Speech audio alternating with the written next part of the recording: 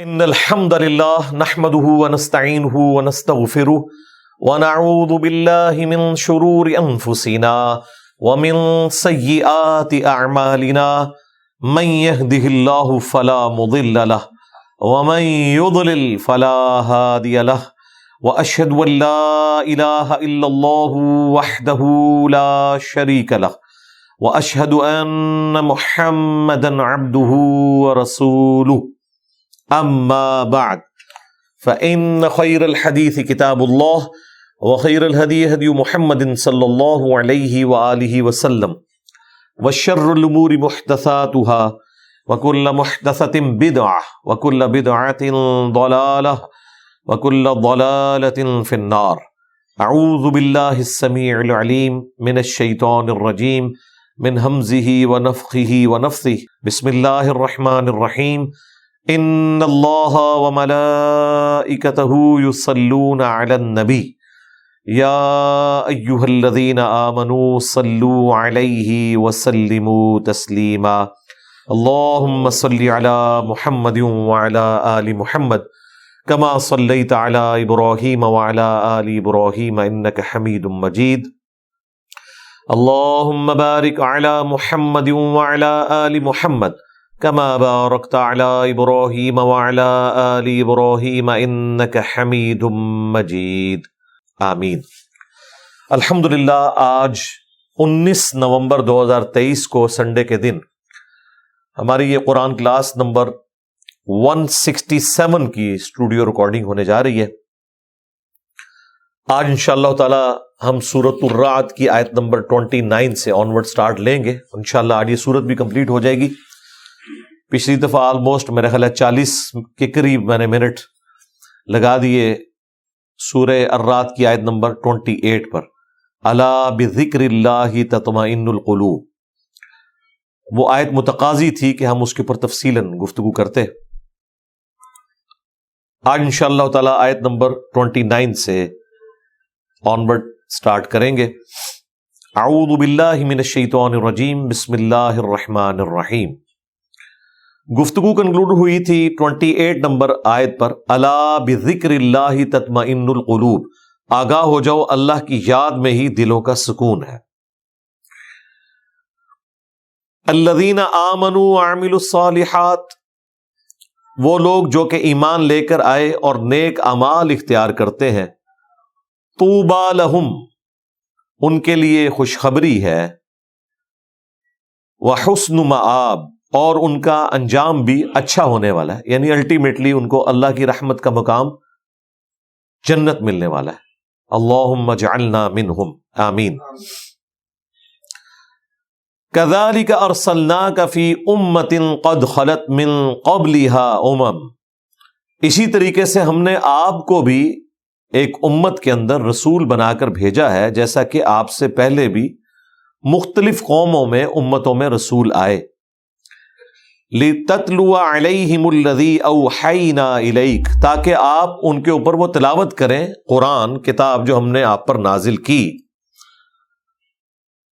وَهُمْ يَكْفُرُونَ بِالرَّحْمَنِ.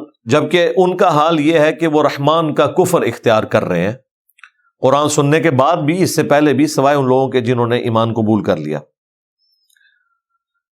قُلْ هُوَ رَبِّي. تو آپ اپنی طرف سے یہ اعلان کر دیں کہ وہی میرا رب ہے، میرا پالنے والا. لا الہ الا ہو. نہیں ہے کوئی معبود سوائے اس کے. علیہ توکلت و الیہ متاب. اسی پر میں بھروسہ کرنے والا ہوں اور اسی کی طرف رجوع لانے والا ہوں.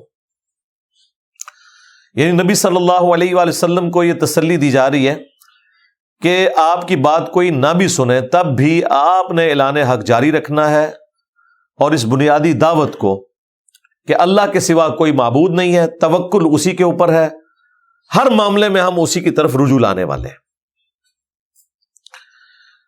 اچھا، اب یہ جو باقی کی آیات ہیں، چونکہ سورۃ الرعد کنکلوڈ ہو رہی ہے، جب بھی کوئی سورت کنکلوڈ ہونے کی طرف جاتی ہے تو بہت کریٹیکل چیزیں اس میں ڈسکس ہوتی ہیں. اور سورۃ الرعد کا جو مزاج ہے وہ مکی صورتوں والا ہے، اور مکی صورتوں کا جو مرکزی ٹاپک ہے وہ عقیدہ توحید ہے، عقیدہ رسالت ہے، عقیدہ آخرت ہے. اور اس میں بھی پیغمبروں کا سٹیٹس کیا ہے، اللہ کا سٹیٹس کیا ہے، اور پیغمبروں میں اور اللہ میں فرق کیا ہے. کیونکہ انسانیت نے سب سے بڑا شرک ایک پیغمبر کے نام کے اوپر دیکھا ہے، جیزس کرائسٹ. اور لوگ پیغمبروں کو اللہ تعالی کے مقابلے پہ لا کھڑا کرتے ہیں. تو اللہ تعالیٰ اپنی توحید کو اسٹیبلش کرنے کے لیے پیغمبروں کا سٹیٹس کلیئر کرتا ہے کہ یہ اللہ کے بندے ہیں، ان کے پاس کوئی اختیار نہیں ہے، جو میں چاہوں گا وہ ہوگا. پلس جو لوگ شعبدہ بازیوں سے امپریس ہو جاتے ہیں، کرتبوں سے امپریس ہو جاتے ہیں، وہ منہ مانگے معجزات پیغمبروں سے مانگنا شروع کر دیتے ہیں. تو ان کا سٹیٹس بھی کلیئر کر دیا گیا کہ جو لوگ ایمان لانے والے نہیں ہیں نا، آپ ان کے سامنے سارے دلائل رکھیں، انہوں نے حق بات پھر بھی قبول نہیں کرنی. اب یہ وہ آیت آ رہی ہے جو قرآن حکیم میں ایک یونیک آیت ہے. اس آیت کا مزاج ہی بالکل الگ ہے، اور یہ وہ آیت ہے جو آیت بار بار ان لوگوں کو سنانے کی ضرورت ہے کہ جنہوں نے بزرگی کا معیار جو ہے وہ کشف، کرامات، معجزات اور اس طرح کی چیزوں کو رکھ لیا ہے کہ ما فوق الفطرت کوئی چیزیں ہو جائیں، کوئی فزیکل فینومینا آف نیچر کو توڑنے والے معاملات ہو جائیں.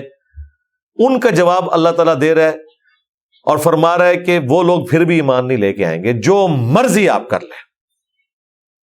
اور ہم نے تاریخ انسانی میں دیکھا ہے، قرآن اس کے اوپر گواہ ہے. وَلَوْ أَنَّ قُرْآنًا سُيِّرَتْ بِهِ الْجِبَالُ، اور اگر ہم قرآن کو ایسا بنا دیتے کہ قرآن کی تلاوت کرنے سے پہاڑ چلنا شروع کر دیتے. یہ آپ نے کئی بزرگوں کا نہیں سنا کہ پہاڑوں کو اشارہ کیا، پہاڑ چل پڑے. اور یہ دیوار ڈنگی تھا، ایک بزرگ سن انہوں نے اشارہ کیا تو دیوار بھی نالے ٹور پہ.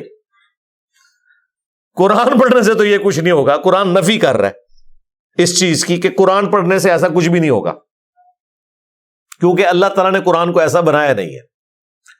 اگر قرآن ہم ایسا بنا دیتے کہ قرآن پڑھنے سے پہاڑ چلنا شروع کر دیتے، یعنی نبی علیہ السلام تلاوت شروع کرتے، پہاڑ چلنا شروع کر دیتے،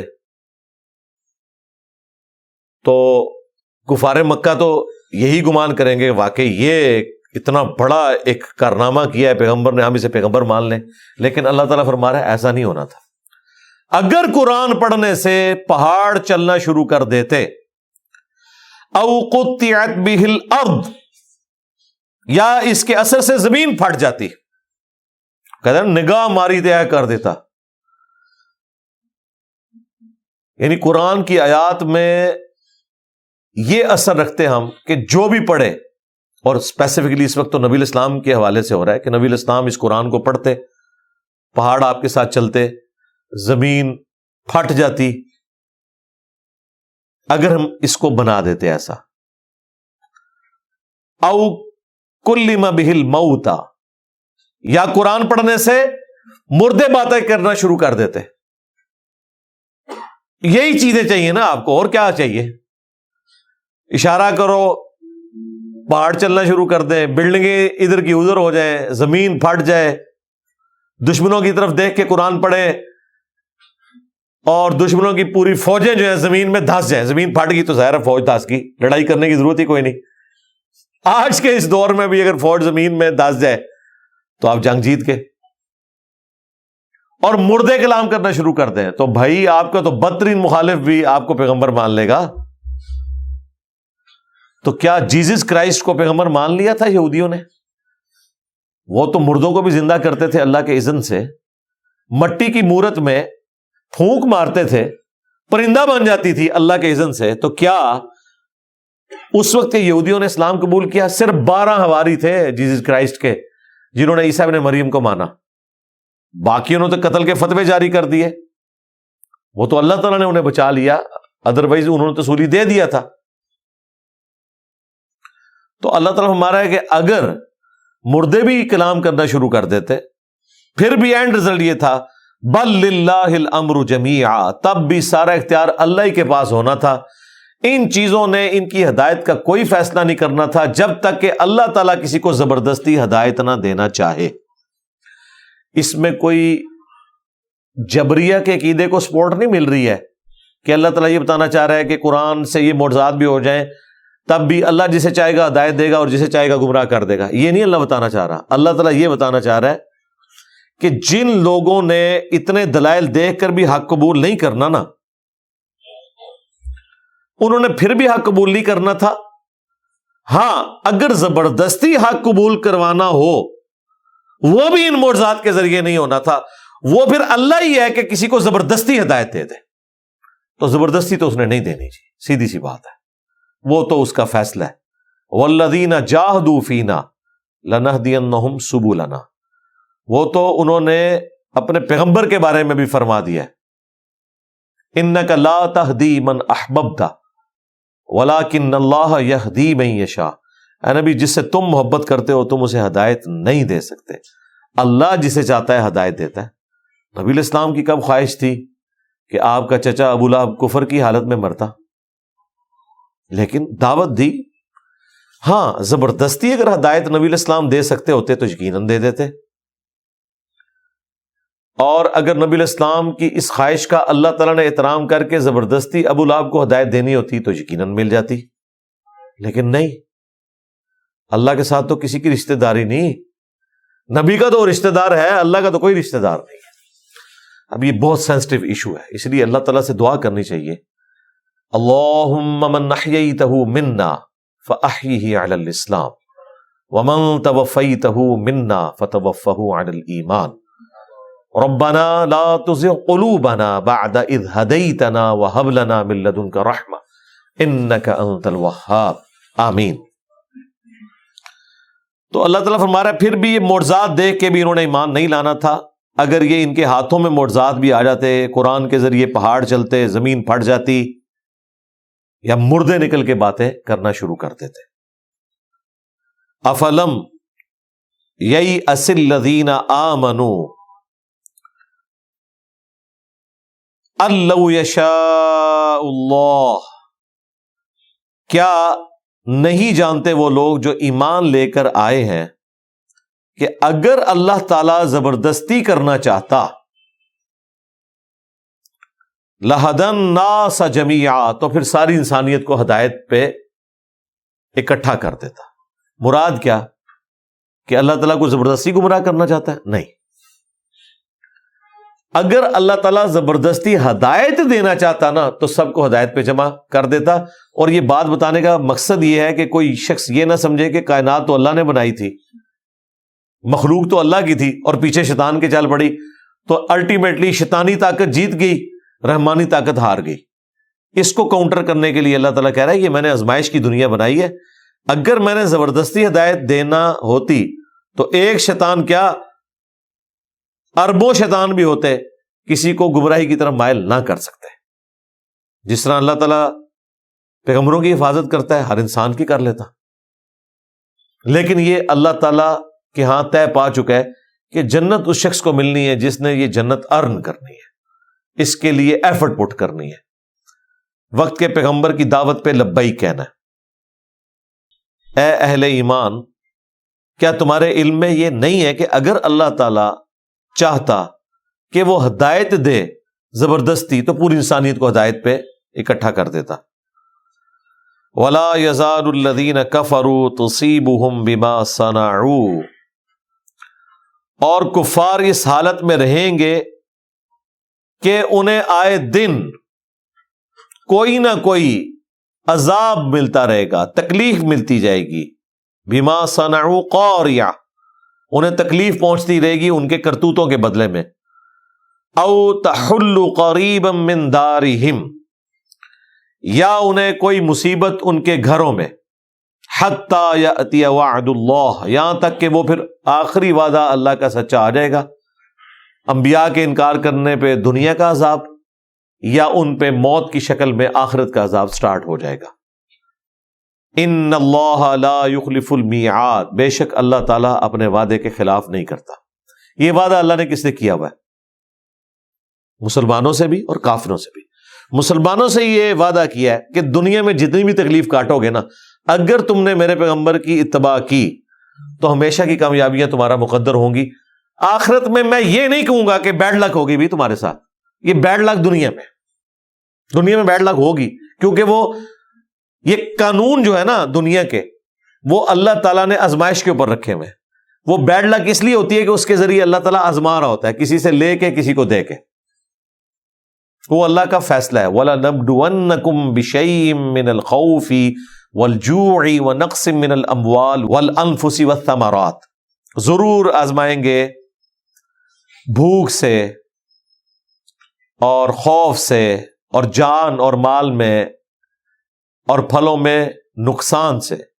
پھر دیکھیں گے کس کا ایٹیچیوڈ اہل ایمان والا ہے، کہ جب بھی کوئی تکلیف پہنچے تو وہ یہی کہ انا للہ و انا الیہ راجعون، بے شک ہم بھی تو اللہ کی طرف سے آئے تھے، یہ تکلیف بھی اللہ کی طرف سے آئی ہے، اس تکلیف نے بھی ختم ہی ہو جانا ہے، ایک نہ ایک دن ہم نے بھی اللہ کے پاس جانا ہے، تو اس دن تو تکلیف ختم ہو جائے گی نا۔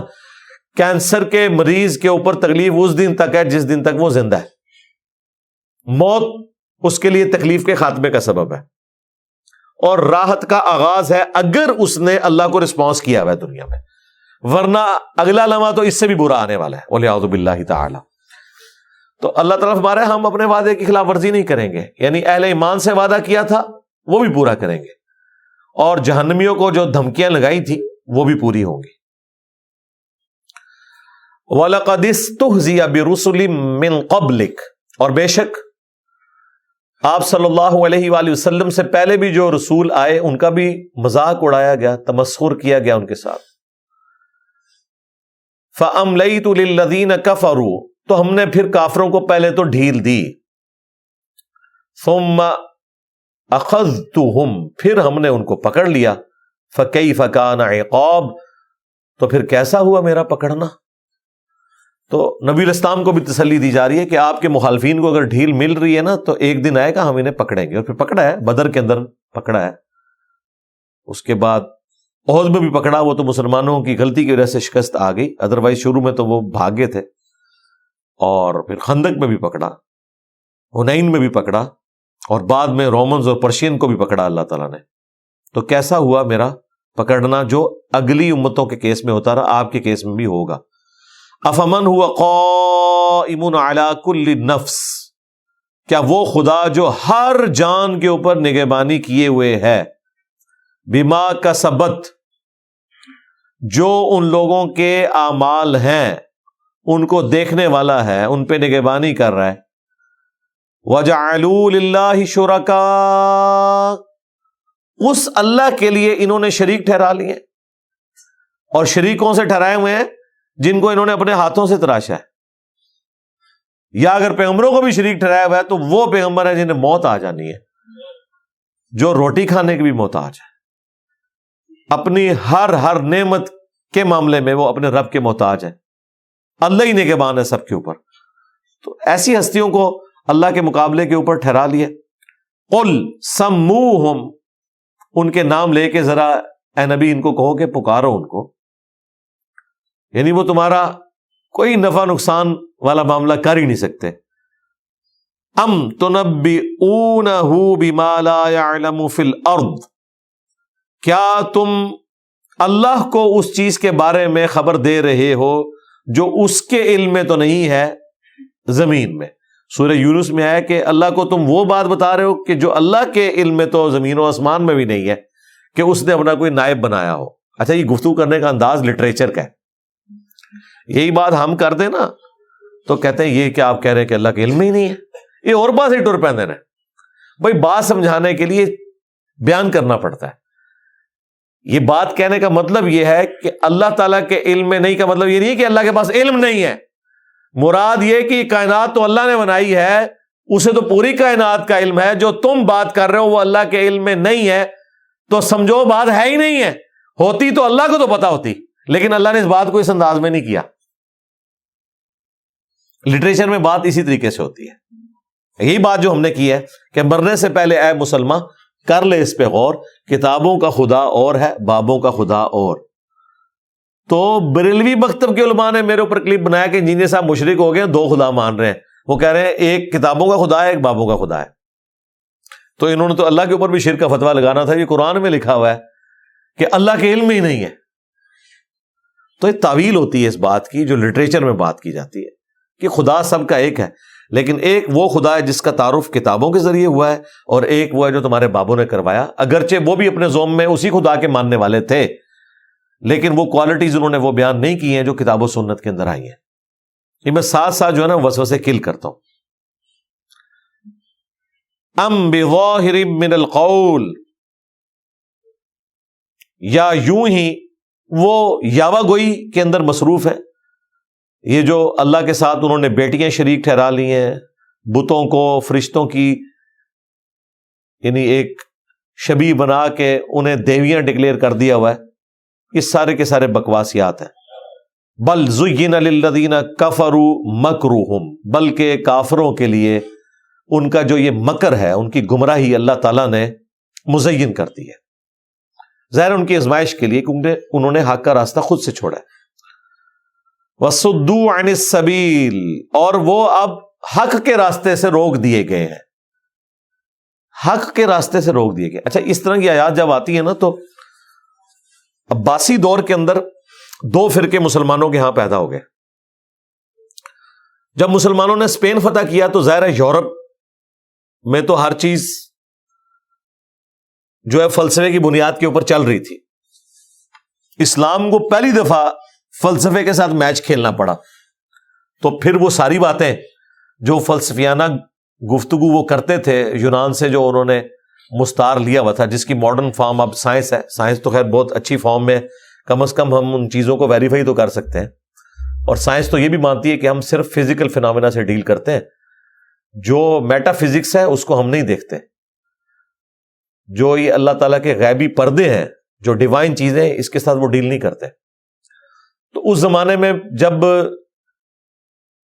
ہارون الرشید کے دور کے اندر، مامون الرشید کے دور کے اندر فلسفے کی کتابیں عربی میں ٹرانسلیٹ ہوئیں، تو مسلمانوں میں بھی وہ ساری بحثیں آنا شروع ہوگی عقل کی بنیاد کے اوپر، کہ جی اچھا یہ بتاؤ کہ اگر ہر کام اللہ کی مرضی سے ہو رہا ہے تو اس کا مطلب ہے جو ہم گناہ بھی کرتے ہیں یہ بھی اللہ کی مرضی سے ہے، جو ہم اچھائی کرتے ہیں یہ بھی اللہ کی مرضی سے ہے۔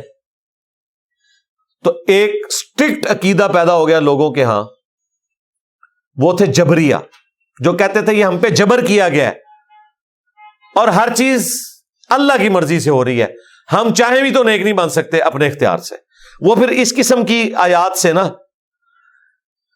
اپنے عقیدے کو پکڑتے تھے۔ دیکھو اللہ تعالیٰ فرما رہا ہے، دیکھو ان کو حق کے راستے سے روک دیا گیا، باقی ساری آیات وہ چھوڑ دیتے تھے، والذین جاہدوا فینا لنہدینہم سبلنا، ان آیات کو بھی چھوڑ دیتے تھے کہ اللہ تعالیٰ حق قبول کرنے والوں کو حق کی طرف رہنمائی کرتا ہے، اور جن لوگوں نے حق سے اناد کیا ہوتا ہے تو اس حق سے اناد کرنے کے سبب اللہ تعالیٰ ان کے دلوں کے اوپر مورے لگاتا ہے، پہلے نہیں لگاتا، وہ اوور لک ہو جاتی تھی چیزیں۔ اچھا، دوسری ایکسٹریم پہ پھر ان کے مقابلے پہ آگے قدریہ، جن کا موقف تھا کہ تقدیر کوئی چیز نہیں ہے، جو ہم چاہتے ہیں نا وہ ہوتا ہے، ہم قدرت رکھتے ہیں اپنی ہر چیز کے اوپر، وہ دوسری ایکسٹریم پہ چلے گئے۔ تو ایسا بھی نہیں ہے، جب اللہ تعالیٰ کسی کے گمراہی کے سبب اس کے اوپر مور لگا دے پھر تو پیغمبر بھی اسے ہدایت نہیں دے سکتا۔ تو یہ دونوں ایکسٹریم رویے ہیں، جبریہ جو کہتے ہیں کہ جی ہمارا گناہ کا نیکی کا ہر کام اللہ کی مرضی سے، ہمیں اختیار ہی کوئی نہیں دیا گیا، یہ تو بالکل نان سینس بات ہے، رسولوں کا مقدمہ، کتابوں کا مقدمہ تو دھڑام سے گر پڑے گا، پھر پیغمبر دنیا میں کیوں آئے تھے اگر اختیار ہی کوئی نہیں ہے۔ اور دوسری طرف جو قدریہ تھے، جو کہتے تھے ہر چیز کی قدرت ہمارے پاس ہے، تقدیر کوئی چیز نہیں ہے، انسان اپنا مقدر خود بناتا ہے، تو پھر ہم نے تو دیکھا ہے کتنے کامیاب لوگ بظاہر دنیا میں ناکام ہو گئے، اس وجہ سے کیونکہ اللہ نے کوئی آزمائش رکھی ہوئی تھی، انسان اپنی پلاننگ کر رہا ہوتا ہے۔ آپ اس سے بڑی کیا مثال پیش کریں گے کہ نبی علیہ السلام سے اللہ تعالیٰ نے غزوہ احد سے پہلے یہ وعدہ کیا تھا کہ آپ کو فتح ملے گی، لیکن غزوہ احد کا انجام جو ہے مسلمانوں کی شکست پہ ہوا ہے۔ اب مسلمانوں میں وسوسے پیدا ہو گئے کہ یہ کیا، اللہ کا تو وعدہ تھا۔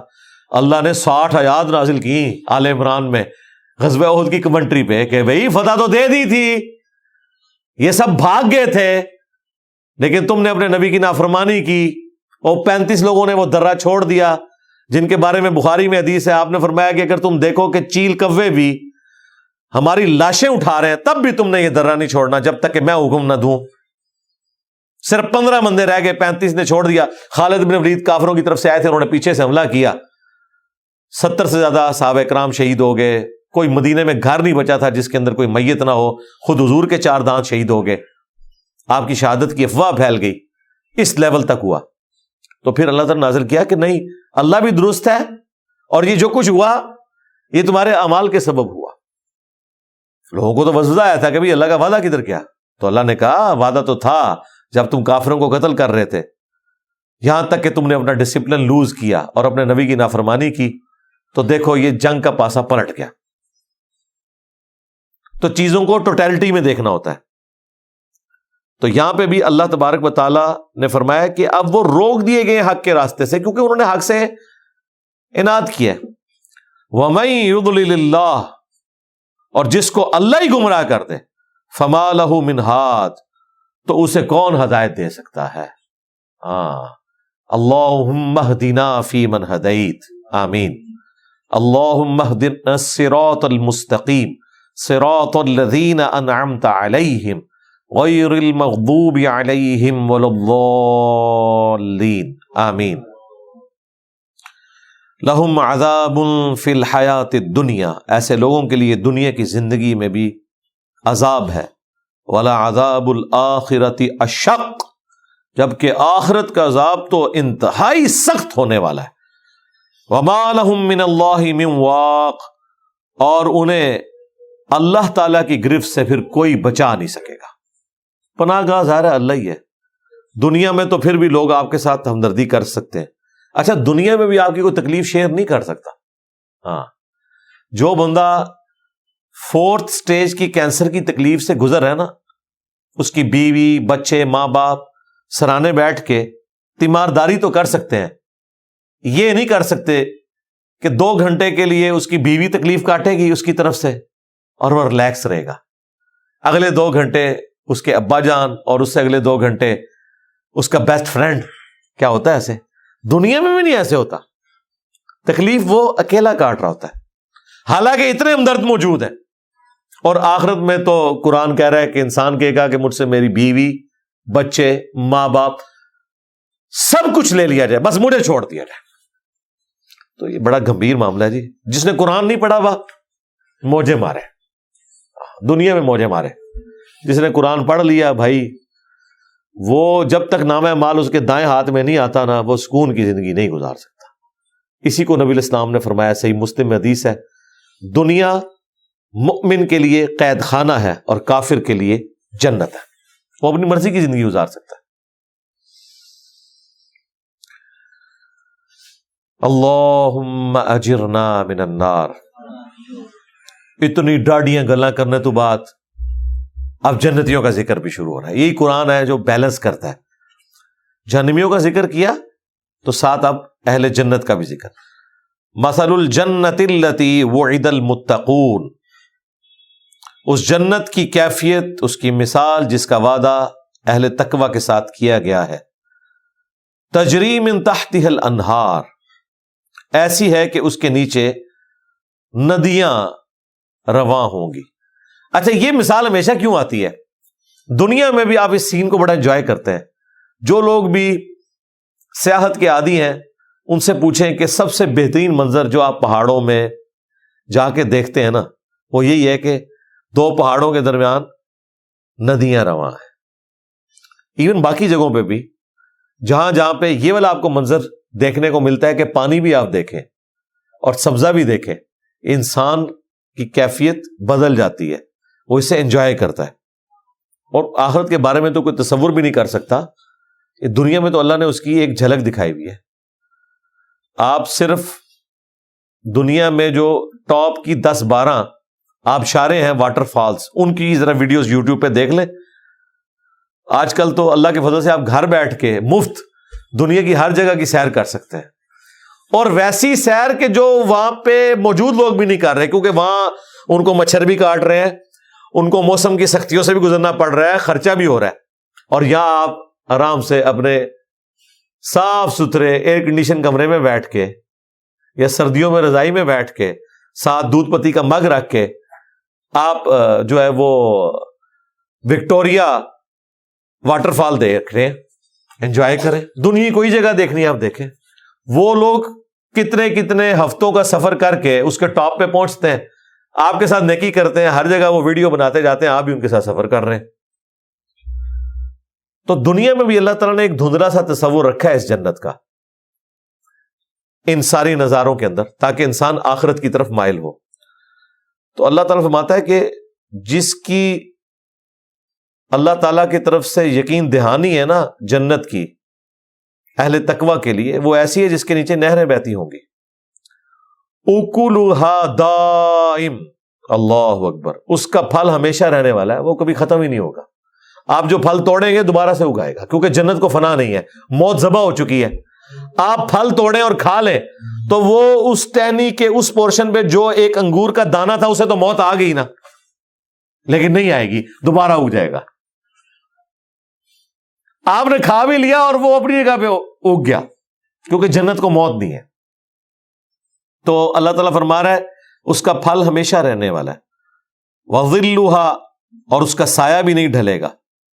تِلْكَ عُقْبَى الَّذِينَ اتَّقَوْا, اور یہ انجام ہے ان کا جو اپنے رب سے ڈرنے والے ہیں. ایک انجام ان کا تھا جو رب کا ڈینائل کرنے والے ہیں, ایک اہل ایمان کا.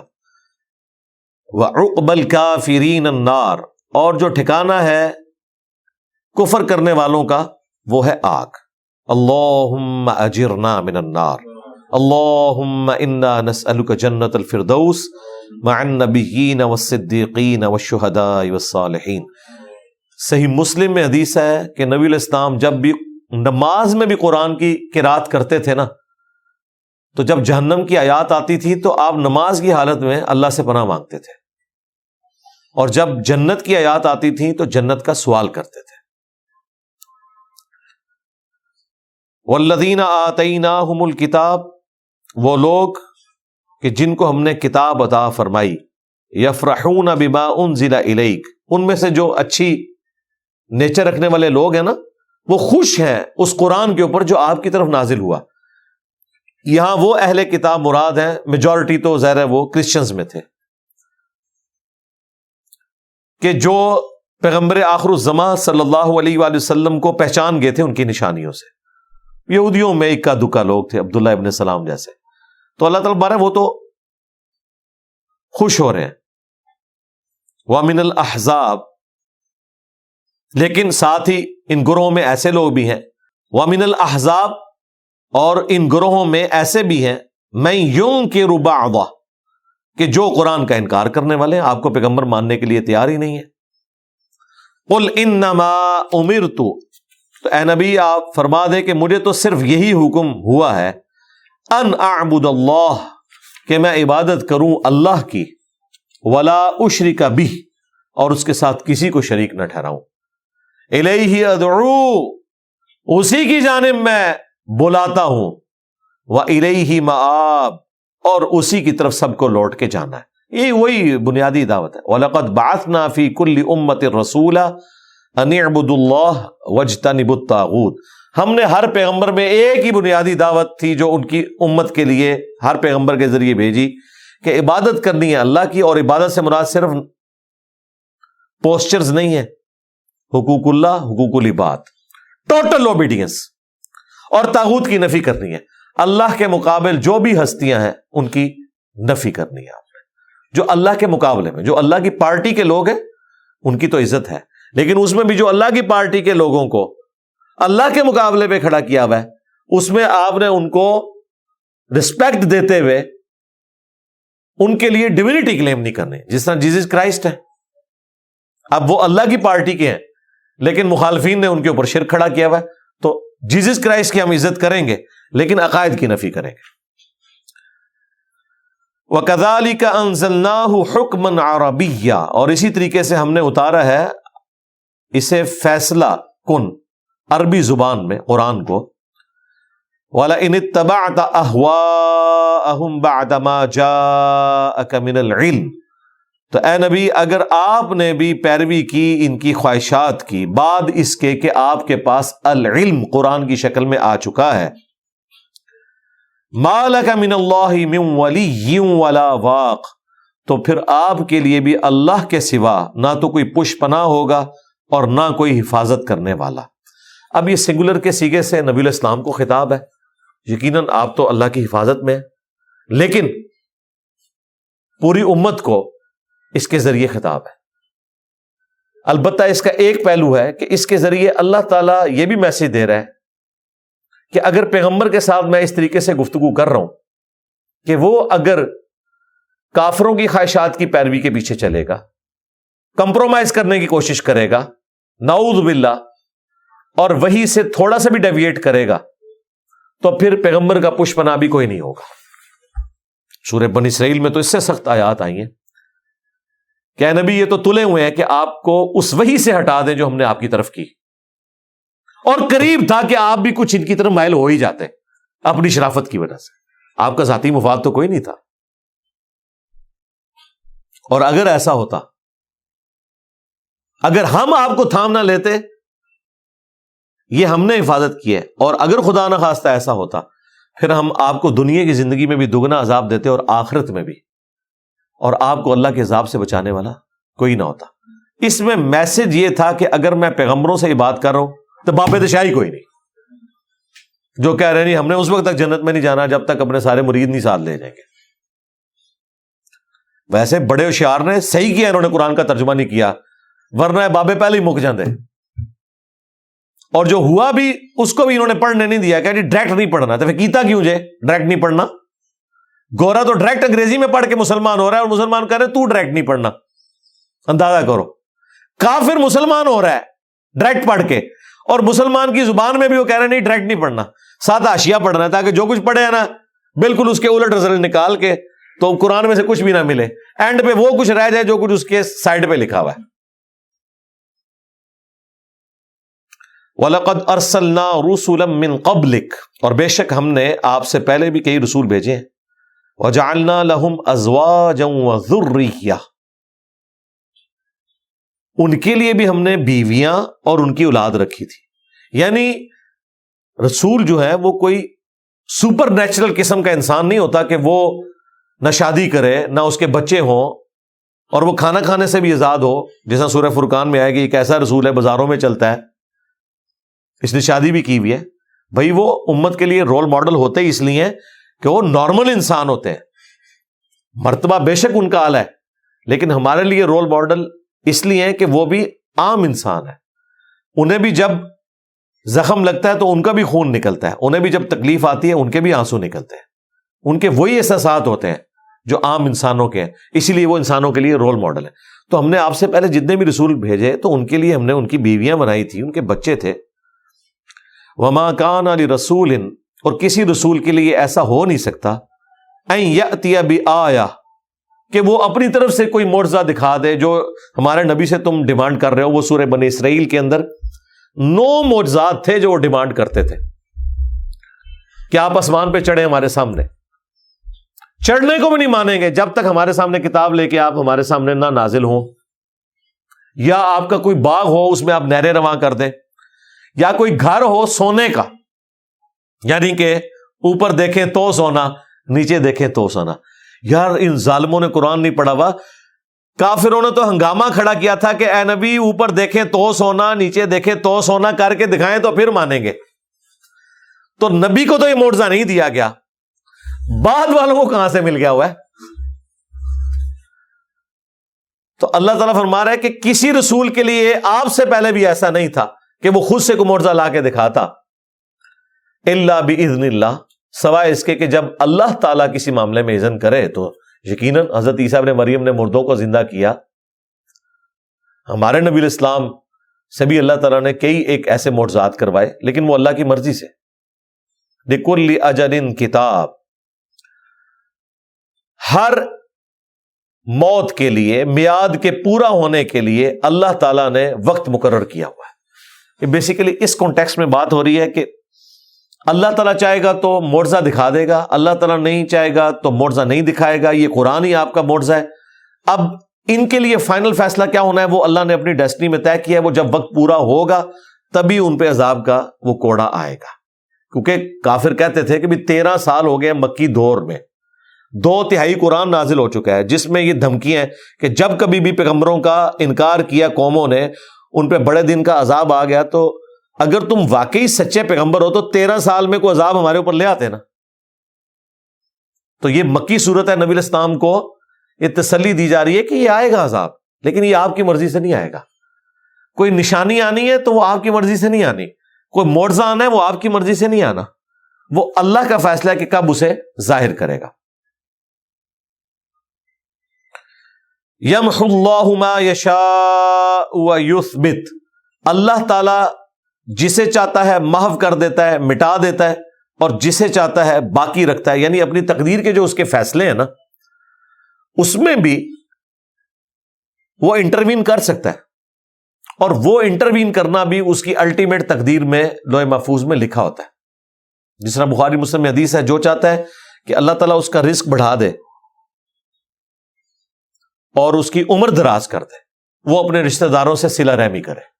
اب مجھے بتائیں، عمر تو بڑھ ہی نہیں سکتی، رزق تو بڑھ ہی نہیں سکتا، یہ تو قرآن کا فیصلہ ہے، احادیث میں آیا ہے کہ ہر بندے کے لیے اللہ نے فکس کیا۔ پھر یہ کیوں کہا گیا کہ جو رشتہ داروں سے صلہ رحمی کرے گا اس کا رزق بھی کشادہ ہو جائے گا، اور رزق میں صرف دولت نہیں آتی، اچھی صحت بھی آتی ہے، آسائشیں بھی آتی ہیں، ہر چیز آتی ہے، اور عمر بھی بڑھا دی جائے گی۔ عمر تو فکس ہے، تو بھائی یہ بھی تقدیر میں لکھا ہوا ہے کہ جو شخص صلہ رحمی کرے گا اس کے بدلے میں اس کے ساتھ یوں کروں گا۔ اور وہی چیز ہے کہ پہلے تو لکھا ہوا ہے تقدیر میں، بعد میں اللہ تعالیٰ نے اس کی تقدیر کو بدل دیا، اور یہ بدلنا بھی تقدیر میں لکھا ہوا تھا کہ اگر یہ یوں کرے گا، مجھ سے دعا کرے گا یا یہ والے معاملات کرے گا تو میں اس کی مٹا کے نئی تقدیر لکھ دوں گا۔ اچھا،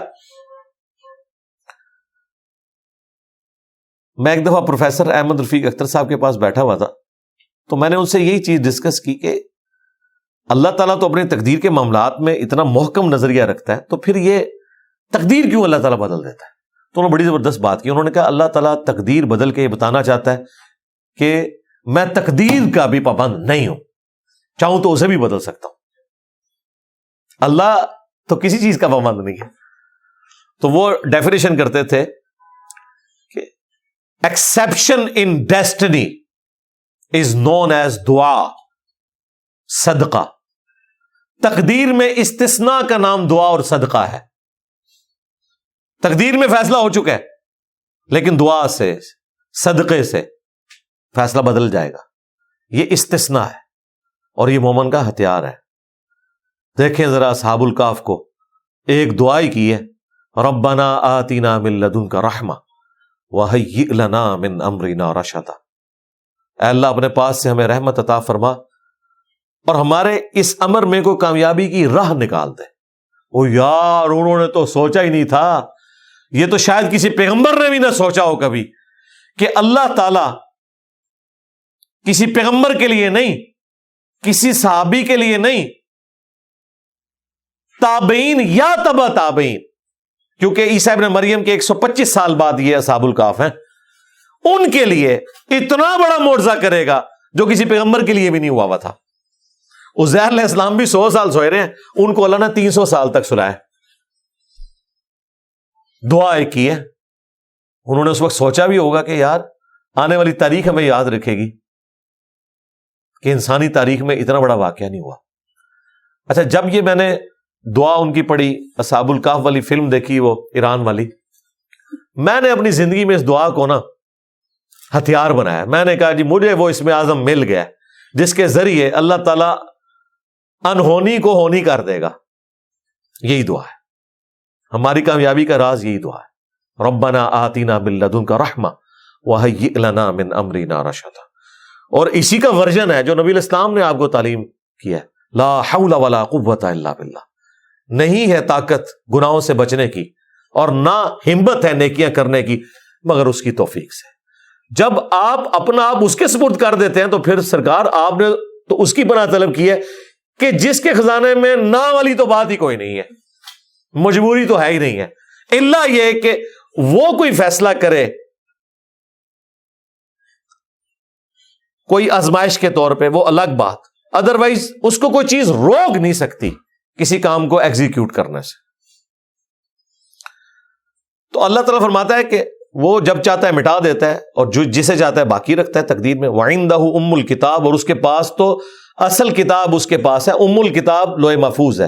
ام الکتاب کتابوں کی ماں، کتابوں کی جڑ، یہ وہ ہے جس سے قرآن بھی نازل ہوا، تورات بھی نازل ہوئی، صحائف نازل ہوئے. وہ اللہ کی بڑی ہارڈ ڈسک، وہ ہے ام الکتاب.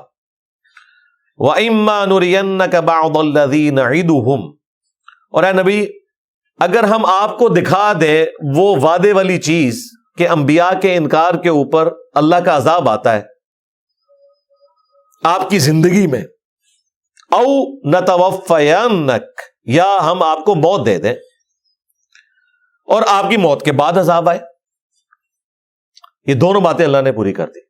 مشرکین عرب کا عذاب تو نبی الاسلام نے اپنی زندگی میں دیکھا، لیکن رومن اور پرشین امپائر جن کو آپ نے خط لکھے تھے انہوں نے وقت کے پیغمبر کا انکار کیا. ان کا عذاب صحابہ کرام نے اپنے دور میں دیکھا ہے، قادسیہ اور یرموک کے اندر. وہ حضور دیکھ نہیں سکے، لیکن اللہ تعالیٰ پہلے ہی کہہ رہا تھا ہم عذاب کا حصہ آپ کی زندگی میں آپ کو بعض دکھا دے یا آپ کو موت دے دے. فَإِنَّمَا عَلَيْكَ الْبَلَاغُ، تو یہ آپ کے ذمے ہے بات کو پہنچا دینا. وَعَلَيْنَا الْحِسَابُ، اور ہمارے ذمے ہے حساب لینا. آپ کا کام صرف دعوت دینا ہے، ان کا حساب و کتاب ہم نے خود کر لینا ہے. اولم یروا انا نأتی الارض ننقصها من اطرافها، کیا آپ دیکھ نہیں رہے کہ ہم زمین ان کے لیے گھٹاتے جا رہے ہیں اور زمین ان کے اوپر تنگ ہوتی جا رہی ہے. اس کو بعض لوگوں نے وہ سائنٹیفک اس چکر میں ڈالا. بیسیکلی چلیں وہ تو ایک دور کی ایک تعویل ہو سکتی ہے، لیکن اصل بات یہ ہو رہی تھی کہ مشرکین عرب کے لیے آہستہ آہستہ زمین تنگ ہوتی جا رہی تھی، کیونکہ لوگ اسلام میں داخل ہو رہے تھے. کئی قبائل کے ساتھ نبی الاسلام کے پھر معاہدے بھی ہو گئے. آہستہ آہستہ کرتے کرتے نبی الاسلام کے لیے یہ زمین سٹیبل ہوگی اور آپ کو تو آلٹرنیٹو بیس بھی مدینہ شریف کی شکل میں مل گیا. باقی مشرکین عرب کے لیے پھر کوئی جائے پناہ نہیں رہی، لیکن ایک دن کے اندر نہیں، آہستہ آہستہ. اور اس کا آغاز ہو چکا ہے. اے نبی تم دیکھ نہیں رہے کہ ہم ان کے لیے زمین تنگ کرتے جا رہے ہیں ہر طرف سے. واللہ یحکم، اور اللہ تعالی حکم فرماتا ہے. لا معقب لحکمہ، تو اس کے حکم کو کوئی بدل نہیں سکتا. وہو سریع الحساب، اور وہ بہت جلد حساب لینے والا ہے. اچھا ہمیں دور لگ رہا ہوتا ہے، اللہ کے لیے تو کوئی دور نہیں ہے نا. اللہ تو آنے واحد میں جنتیوں کا جنت میں جانا بھی دیکھ رہا ہے اور آدم علیہ السلام کی پیدائش بھی دیکھ رہا ہے. اس کا دنیا میں آپ تھوڑا سا نظارہ کر سکتے ہیں. جب آپ جہاز میں اڑ رہے ہوتے ہیں نا، دنیا میں تو آپ 1 کلومیٹر 1.5 کلومیٹر دور تک دیکھتے ہیں، لیکن جب جہاز میں کوئی انسان اڑ رہا ہوتا ہے نا 8-10 کلومیٹر دور تک نظر آ رہا ہوتا ہے. اللہ تعالیٰ کے لیے تو آنے واحد میں آدم علیہ السلام کی پیدائش سے لے کے قیامت قائم ہونے کے بعد جنتیوں کا جنت میں جانا، جہنمیوں کا جہنم میں جانا اس کے سامنے ایک لائن میں ہے. تو لہذا پھر جب اللہ تعالیٰ جب بھی بات کرتا نا کہ میں جلد حساب لینے والا ہوں، ہم سمجھتے ہیں جلد حساب، ابھی قیامت تو پتہ نہیں کب آنی ہے. تو ہمارے اعتبار سے تو لمبا ہے، اللہ کے اعتبار سے کوئی لمبا نہیں ہے. اور دنیا میں جب کوئی شخص مر گیا اس کا حساب کتاب تو شروع ہو گیا. وقد مکر الذین من قبلہم، اور بے شک ان سے پہلے لوگوں نے بھی مکاری کی تھی، وہ بھی تدبیریں کرتے رہے. فللہ المکر جمیعا، پس اللہ ہی کے اختیار میں ہے سارے کے سارا مکر. چاہے وہ مکر کر رہے ہو یا اللہ کی خفیہ تدبیر ہو، اختیار سارا اللہ کے پاس ہے. یعلم ما تکسب کل نفس، وہ جانتا ہے ہر جان کے بارے میں جو وہ کما رہی ہے. دنیا میں جو بھی نیک اعمال کوئی کر رہا ہے وہ اس کے علم میں ہے، اور برے اعمال میں. وَسَيَعْلَمُ الْكُفَّارُ لِمَنْ عُقْبَ الدَّارِ، اور ان قریب یہ کافر جان لیں گے کہ آخرت کی ہمیشہ کی کامیابیاں، آخرت کا جنت کا ٹھکانہ کس کے لیے. دنیا میں وہ مسلمانوں کو یہ تانے بھی دیتے تھے نا کہ تسی اتھے بھی غریب ہو، اگے بھی غریب ہی رہنا ہے. اب نبی علیہ السلام تو دیکھ رہے تھے. آپ نے فرمایا مجھے یہ خطرہ نہیں، تم میرے بعد شرک کرنے لگو، لیکن مجھے یہ خطرہ ہے کہ دنیا کا مال تم پہ کھول دیا جائے گا. بخاری مسلم کے الفاظ ہیں، پھر ایک دوسرے کو قتل کرو گے جس طرح اگلوں نے کیا، اور تم بھی تباہ و برباد ہو جاؤ گے جس طرح اگلے. ہم ان جملوں کو بڑا ہلکا جانتے ہیں. آپ ذرا ان عربیوں کو دیکھیں، ان کے لیے اتنی بڑی پروفیسی تھی کہ کوئی شخص یہ پریڈکٹ کر دے کہ جیلم کی ٹیم نے اگلا جو ہے نا ورلڈ کپ جیت لینا ہے فٹ بال کا. وہ تو سب کانٹیننٹ کی کوئی ٹیم نہیں ورلڈ کپ جیتی ہوئی نظر آ رہی. ان کے لیے اتنی بڑی پروفیسی تھی. کیوں؟ بھوکے ننگے لوگ. ان کے بارے میں یہ بات کرنا کہ دنیا کے خزانے تمہارے لیے کھول دیے جائیں گے. اور دیکھیں آج تک کھلے ہوئے ہیں. عربیوں کی یاشی کا لیول دیکھیں. گورے بھی مثالیں ان کی دیتے ہیں, پرانے مرے ہوئے عربیوں کی نہیں, آج کے عربیوں کی. آج تک اس نبی کے نام کا کھا رہے ہیں. یہ کیا یاشی کا لیول ہے. آپ ذرا یاشیاں دیکھنا شروع کریں, اپنے اپنے چارٹر تیار ہیں, اس کے اندر پتہ نہیں کیا کچھ بنوایا ہوا ہے.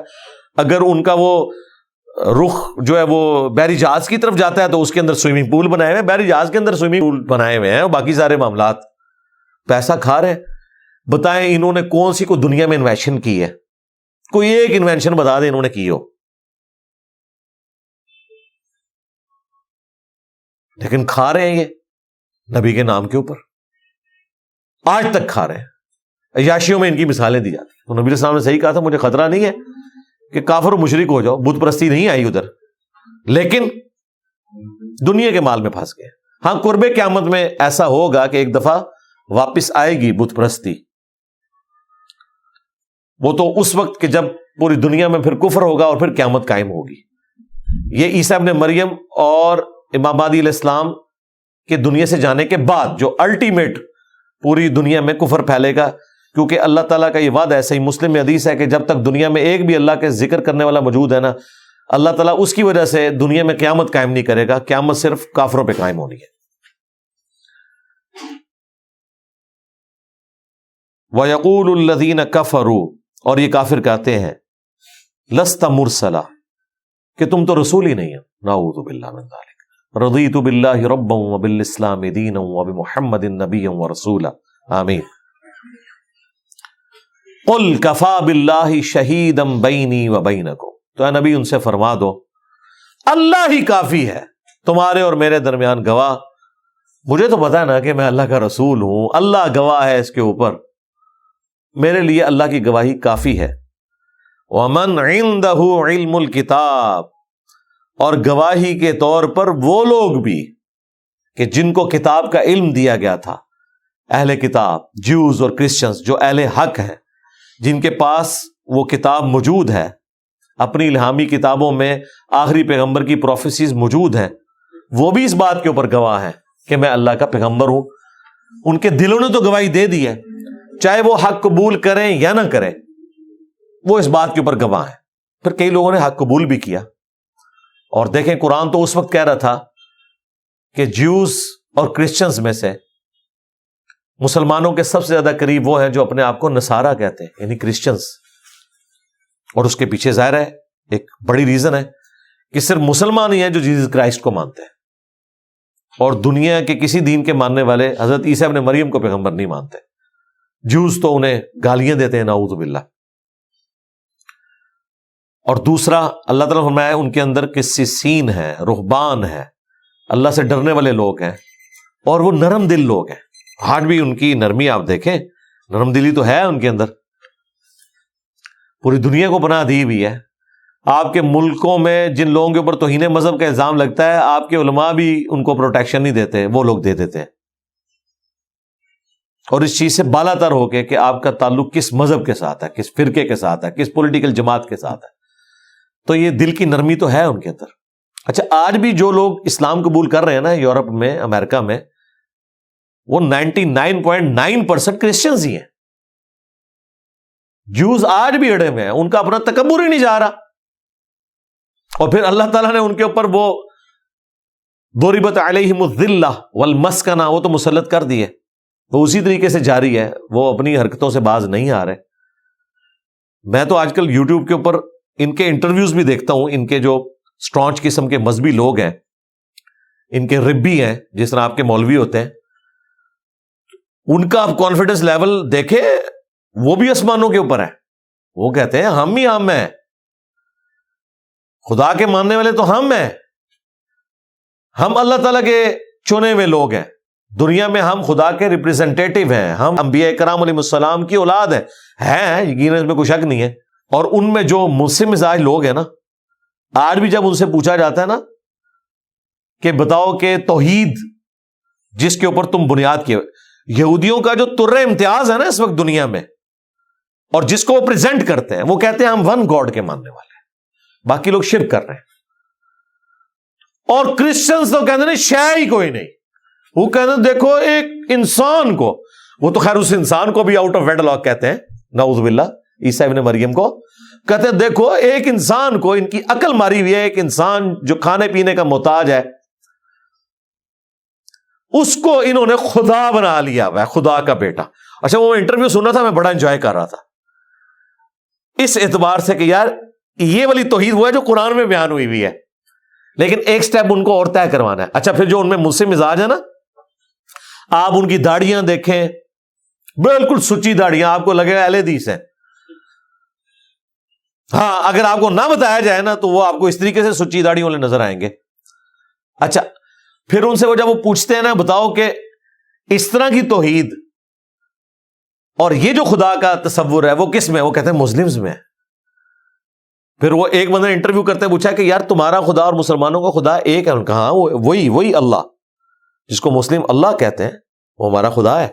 اچھا ایک کرسچن گیا وہاں انٹرویو کرتے ہوئے نا, وہ مختلف سٹانچ قسم کے, میں آپ کو بتاؤں یہودیوں کے اہل حدیث اور مسلمانوں کے اہل حدیثوں میں کتنا فرق ہے, یہ میں انورٹڈ کاما میں سمجھانے کے لیے.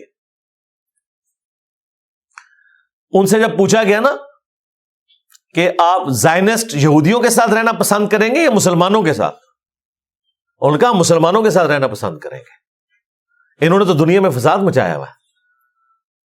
اچھا اس معاملے میں آدھے تو اہل حدیث بھی کہتے ہیں کہ بریلویوں سے یہود و نصارہ بہتر ہے, لیکن اور پاسے ٹور پہنتے ہیں. لیکن آن گراؤنڈ اگر بات کریں آپ تو جو بندہ آپ کے نبی کو, آخرت کو, قرآن کو مانا ہوا ہے, اگر اس کے اندر کہیں گمراہی موجود ہے اس کی اصلاح کی کوشش کریں. تو جو سٹرانچ لوگ ہیں نا وہ ہر جگہ اسی قسم کے سٹرانچ لوگ ہیں. اچھا وہ اس وجہ سے بھی کہہ رہے ہیں کہ وہ سالہ سال سے وہاں رہ رہے ہیں. یہ مسئلہ کھڑا ہوا ہے دوسری جنگ عظیم کے بعد, ہٹلر کے گناہوں کو دھونے کے لیے گریٹ برٹن نے یورپ کے جو یہودی تھے نا انہیں لا کے فلسطین میں آباد کر دیا. فلسطین میں آلریڈی مسلمان, یہودی اور عیسائی آباد تھے صدیوں سے, وہ آپس میں رہتے تھے. جس طرح انڈیا میں بھی ہندو اور مسلمان رہ رہے ہیں, کبھی کوئی لڑائی جھگڑا نہیں ہوا تھا, یہ مودی نے آگے سارا دنگا فساد کروایا. وہاں پہ لوگ رہ رہے تھے اور وہاں قومیت ان کی پہلی تھی کہ فلسطینی ہیں ہم, بعد میں مسلمان, یہودی اور عیسائی ہیں. ان سے کوئی تکلیف نہیں تھی. تکلیف وہ کہتے ہیں یار یورپ سے لا کے آپ نے بندے یہاں ہمارے اوپر چڑھا دیے, بجائے ہے کہ یورپ میں انہیں کوئی الگ ملک دیتے, ان کو پکڑ کے ہمارے اوپر چڑھا دیا اور ان کے اوپر احسان کر دو کہ جی تسی مظلوم ہو اور تواڈے ہوتے ہٹلر نے کیتا اور ہولوکاسٹ ہوئی, تو چلے ہم بدلہ اتارتے ہیں اس اعتبار سے کہ آپ کو ایک الگ ملک دیتے ہیں. ملک دینا دے, اپنا دے ملک, دوسروں کے ملک کے ساتھ یہ ظلم کیا تم لوگوں نے. تو یہ مسئلہ ہے وہاں پہ. لے جی سورت الرعد یہاں پہ مکمل ہوئی. اگلی دفعہ انشاءاللہ سورہ ابراہیم سٹارٹ کریں گے. یہ بھی توحید کا شاہکار ہے سورت ابراہیم, نام بھی پھر ابراہیم ہے. عام بندے سے آپ پوچھیں, ہمارے مولویوں سے آپ پوچھیں سورہ ابراہیم, وہ کہیں گے حضرت ابراہیم کی زلفیں کیسی تھیں, ان کی گفتگو کا سٹائل کیا تھا. وہ اس طرف چل پڑتے ہیں, سمجھتے ہیں کہ ابراہیم کا مطلب یہ کہ بایوگرافی بیان ہوگی. نہیں, سورہ ابراہیم کا مطلب یہ ہے کہ ابراہیم کی دعوت توحید کیا تھی, تعارف اللہ ہی کا ہو رہا ہوتا ہے. سورہ محمد, عام جس بندے نے سورہ محمد نہیں پڑھی اسے پتہ ہی نہیں کیا ہے. سورہ محمد کے اندر سارا ذکر جنت کا ہے اور قتال کا ہے, کیونکہ جان وہ شخص دیتا ہے کہ جو یہ یقین رکھتا ہے کہ مرنے کے بعد میں نے جنت میں جانا ہے. اس کا دوسرا نام سورہ قتال ہے. عام بندے سے اگر پوچھے سورہ محمد میں کیا ہوگا تو وہ کہے گا کہ اس میں ہوگا کہ نبی الاسلام کہاں پیدا ہوئے, ان کے ماں باپ کا کیا نام تھا. بھائی یہ نہیں ڈسکس ہوا ہوا.